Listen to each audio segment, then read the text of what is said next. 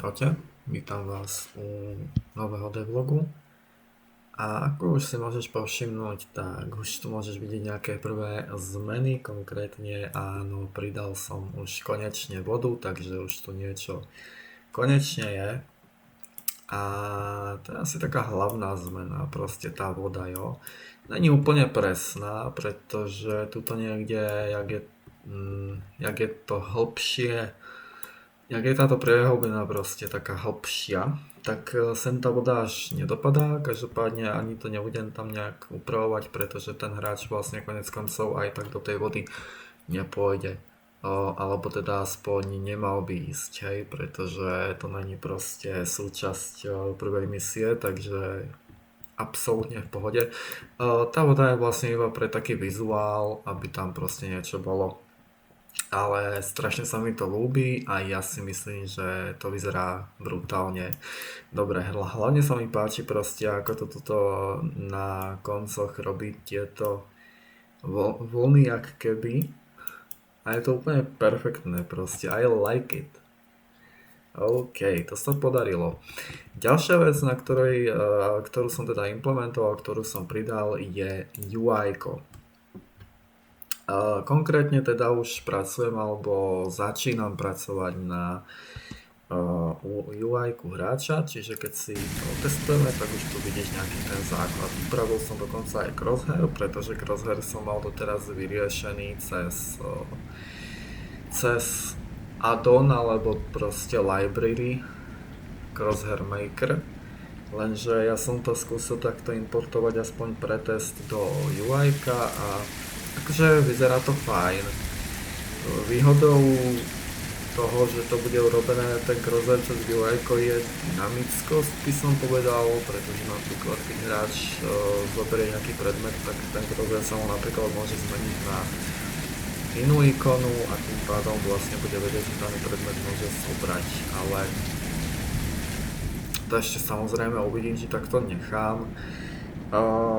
Ľúbi sa mi to, ale je to trošku také horšie na implementáciu a hneď vysvetlím prečo. Takto samozrejme na prvý pohľad to UI môžeš povedať, že vyzerá v pohode, lenže tá implementácia je dosť taká meh.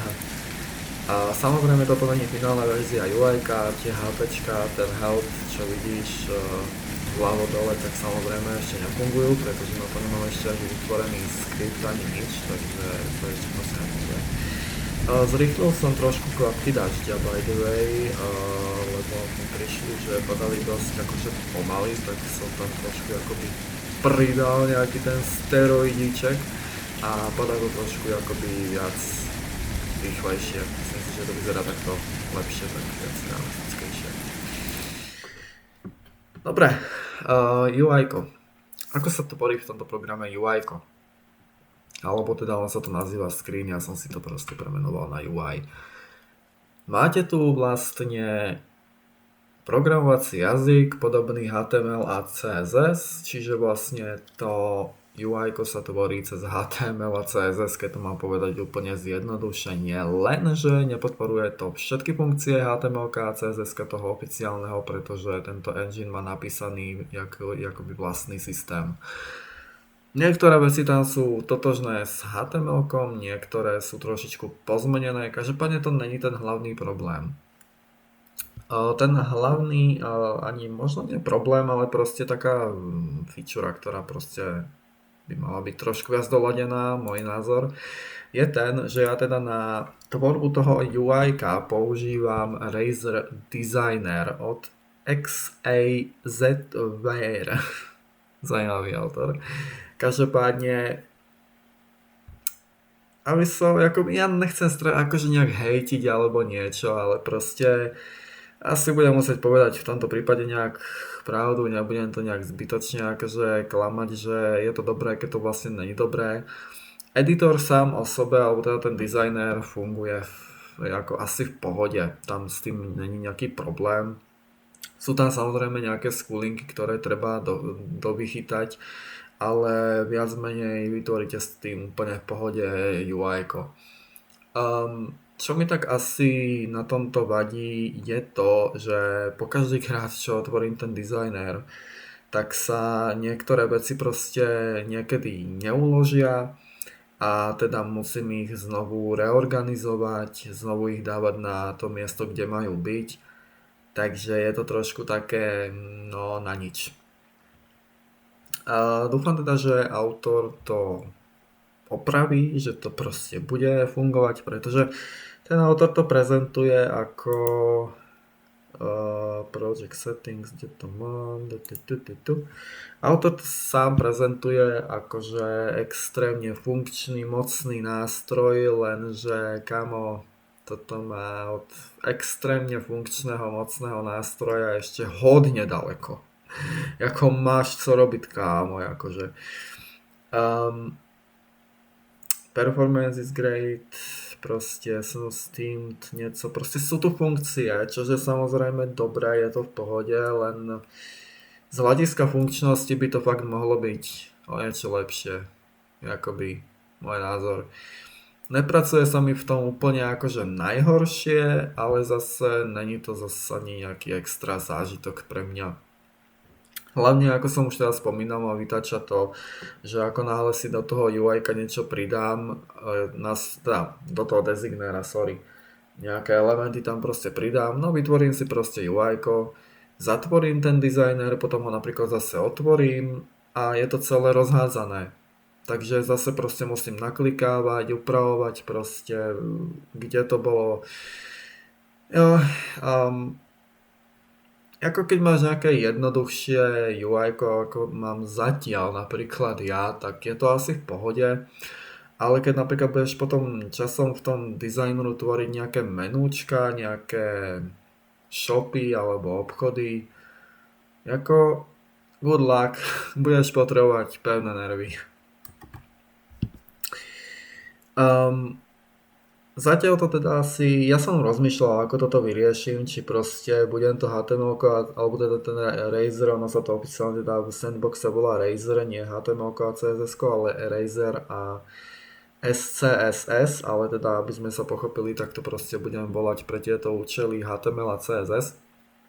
A ja som vlastne tak rozmýšľal, že či ten kód proste budem radšej písať, alebo ako budem používať ten dizajner, pretože mne osobne je príjemnejšie používať ten dizajner, hej, pretože krásne vidím, ako je to,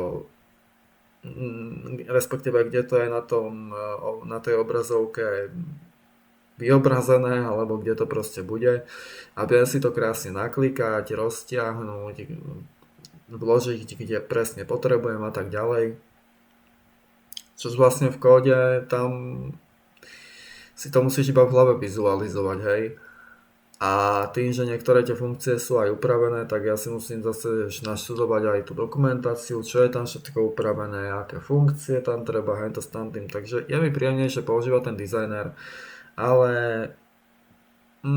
bol by som rád, keby autor toho dizajneru trošku ešte na tom library zapracoval a ešte trošku viac ho vyladil.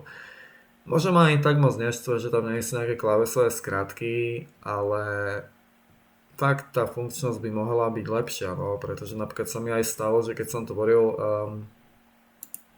to môžeme ukázať vlastne, že ja si tu otvorím ten dizajner, ja si tu otvorím ten svoj projekt a toto je vlastne to UI, jo, a toto už vlastne vidíš, čo sa deje.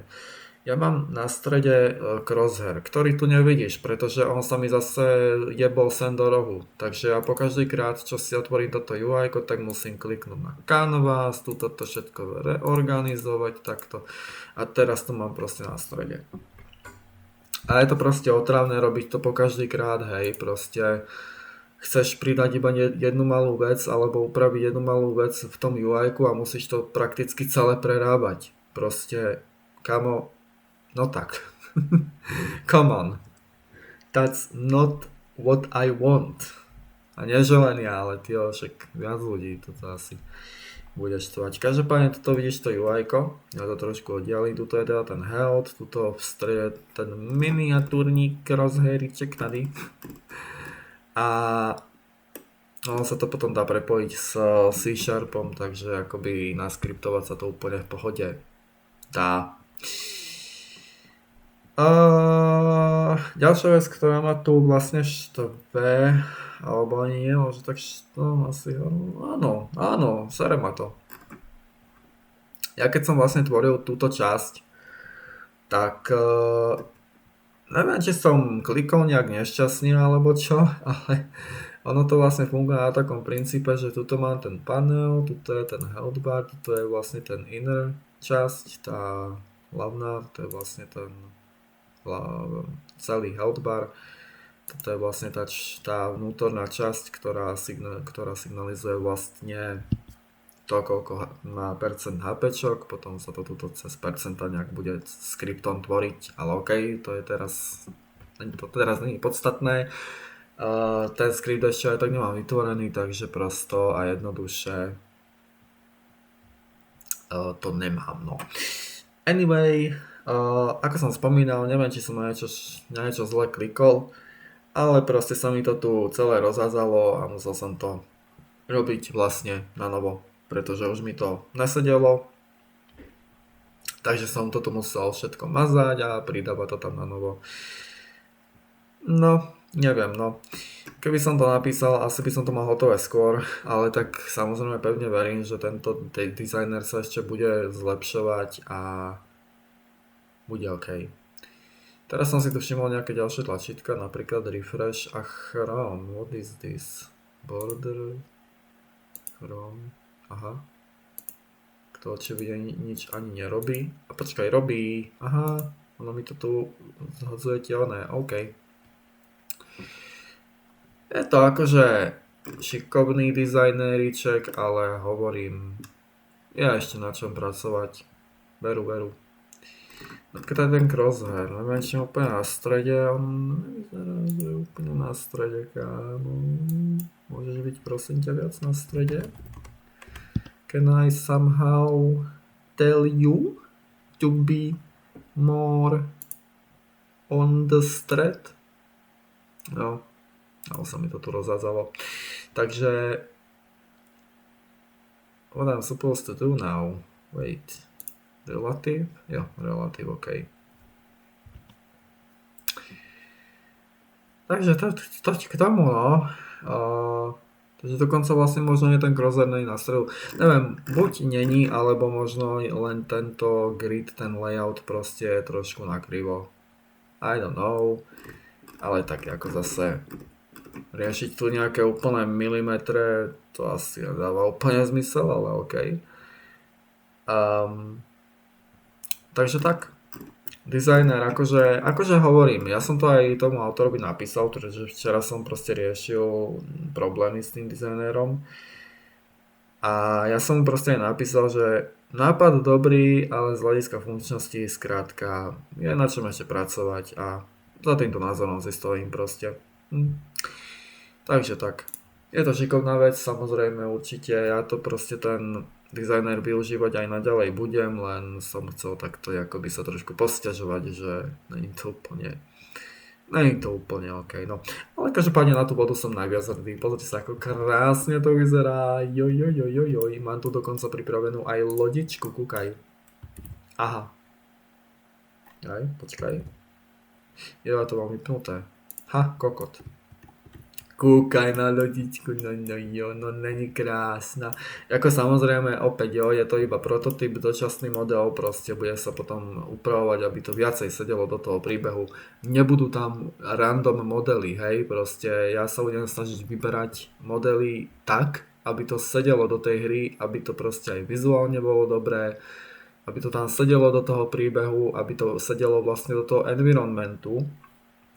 Takže toto všetko, čo tu vidíš, to je proste prototyp zatiaľ, je to len prototyp, aby som si vedel približne predstaviť, kde čo, jak bude rozmiestnené, jo. OK, that's it. Napríklad musím pridať ešte aj textúry, ďalšie, no áno, textúry nejakého štrku, alebo proste gravel z Minecraftu, to asi poznáš, a nakresliť tu nejaké cesty k tým baráčkom, tuto nakresliť nejaké cestičky, samozrejme nejaká vegetácia, stromy, nejaká možno trávička, jo, aby to proste nejak vypadalo. Možno tam stromy aj trošku na tie kopce, aby to vypadalo akoby viac tak akoby good. A chcel som spraviť tie kopce trošku aj také hrbolaté, lebo keď si kúkneš, tak ono sú dosť také akoby čisté. Také jak detská prdelka sú čisté. A chcel som ich teda urobiť podobne hrbolaté, ako som spravil túto podlahu. Vidíš, že sú tu také hrbolky. Ale to sa mi nepodarilo actually. Tuto som robil nejaké pokusy, vidíš, že tu sa mi to proste úplne takto rozhodilo a tak som proste sa na to vyjebal, reku, že proste radšej to nechám tak, jak to je. Ešte sa mi dodrbe celá mapa a môžem to robiť celé od začiatku, kurník šopa. Každopádne na tú vodu som actually najviac pyšný a to sa mi extrémne páči. Toto si nevšímaj, tento kráteríček tu, toto sa mi proste hodne podarilo. A to už každopádne nechám tak, to nebudem ani riešiť, pretože hráč konec koncov aj tak nedovidí až sem a sem sa ani nedostane. Teda, pokiaľ sa nerozhodne nejak odžupať tú hru a nebude hľadať nejakú skolinku, na ktorú zabudnem. Ale každopádne, ako hovorím, na to mi tu slúžia tieto, no toto ne, ale tieto blokery, jo, proste snažím sa ich naozaj rozmiestniť nejak rozumne. Snažím sa ich rozmiestniť tak, aby ich nebolo príliš veľa. Aj keď si myslím, že actually ako ono, keď tie blokery vlastne slúžia len ako taký bloker, aby tam proste hráč neišiel, tak tým, že sa vlastne nerendruje ten model, ale rendruje sa vlastne len ten collider, alebo collider, tak ja si myslím, že to asi nežerie žiadny výkon, takže je to asi v pohode, aj keby som ich sem nadrbal viacej, takže asi OK. Ale snažím sa to proste aspoň fakt riešiť tak, aby som tu tých blokerov mal čo najmenej, aby som aj vlastne v tejto hierarchii mal krásny poriadok. Takže tak, loďku si s dovolením vypnem zatiaľ, ďakujem. A jo, that's it asi, I guess. Mám tie blokery. Tie tam samozrejme už zostanú, to je normálne, to už akože tie blokery to není, že prototyp, to už tam proste takto proste zostane. Ale tie budovy, vidíš, to je proste všetko prototyp, aj toto bude napríklad väčšia budova a väčšia kriklička. Takže tak, no. A potom sa samozrejme pohrám aj s tým svetlom, pretože jak vidíš, tak to akoby toto. Vyzerá to tak všelijak, takže ja si tu nadám potom ten sun, takto si tu krásne na neho posvietím a tu si prepnem do lit a tu na sky color možno, to ne, tak možno light. A tuto si to vlastne takto stlmím úplne, aby tam proste bola tma. Možno jak takto. I guess this is actually good. Okay. That's actually good. To sa mi páči, kurva, toto je dobré. Atmosféra ako kokot. A OK. Aj proste tá voda vyzerá brutálne dobre. Sa mi to ľúbi. A vidíš tam vlastne, preto som povedal, že to neriešim, pretože tam ten hráč vlastne aj nedovidí. Akože teoreticky sa môžeš takto predrpať. A OK, to bude fixnuté. To bude fixnuté, to som teraz našiel, OK. To bude fixnuté, ničoho sa nebojí. A prototyp. OK, takže toť k tomu. Ja si to s dovolením, alebo ja to možno nemusím, ja si to tuto prepnem do full bright a tým pádom vlastne to bypassnem. OK, got it. Takže tak, to bude všetko z tohto devlogu, asi som vám vysvetlil všetko, trošku som sa vám takto aj posťažoval na ten designer. Je to ako hovorím, je to super vec, je dobré, že to niekoho napadlo vytvoriť, ale ešte veru je na čom pracovať, takže dúfam, že sa dožijem toho dňa, kedy to bude plne funkčné a perfektné, dotiahnuté do absolútnej dokonalosti. Well, slyšíme sa o ďalšieho devlogu, prajem pekný deň, alebo peknú noc a čaves.